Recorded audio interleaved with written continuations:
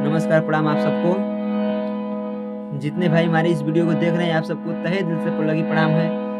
और आप सबके बीच में हमारा एक बहुत ही प्यारा गाना आया है, जिस गाने का नाम है पियवा कसाई। वो सुजीत यादव ऑफिशियल चैनल पर है, तो प्लीज़ आप लोग जाइए, उस गाने को सुनिए और अच्छा लगे तो कमेंट कीजिए, लाइक कीजिए, शेयर कीजिए और अपना प्यार आशीर्वाद दीजिए। और उसी गाने को हम गा रहे हैं और आप कमेंट में बताइएगा कैसा लगा।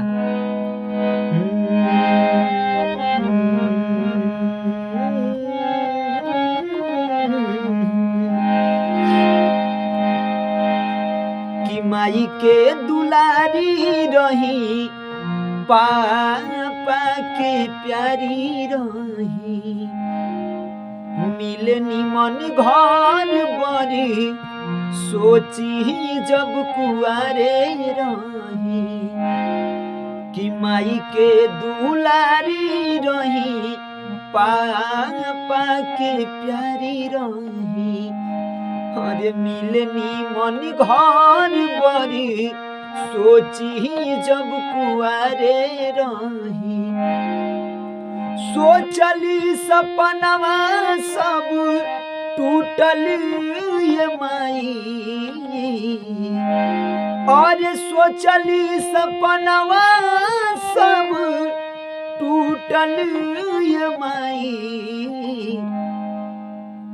मिलल बा पियवा इही कसाई रे माई, मिलल बा पियवा इही कसाई रे माई।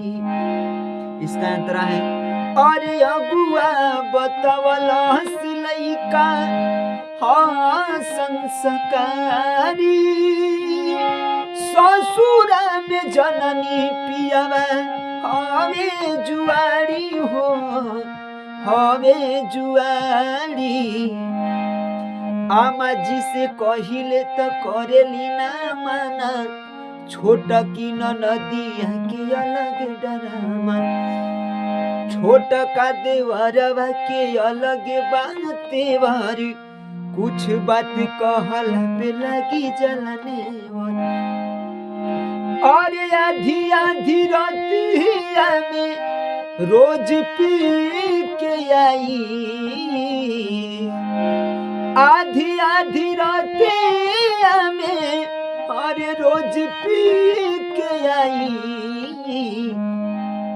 कि मिलल बा पियवा इही कसाई रे माई, मिलल बा पियवा इही कसाई रे माई।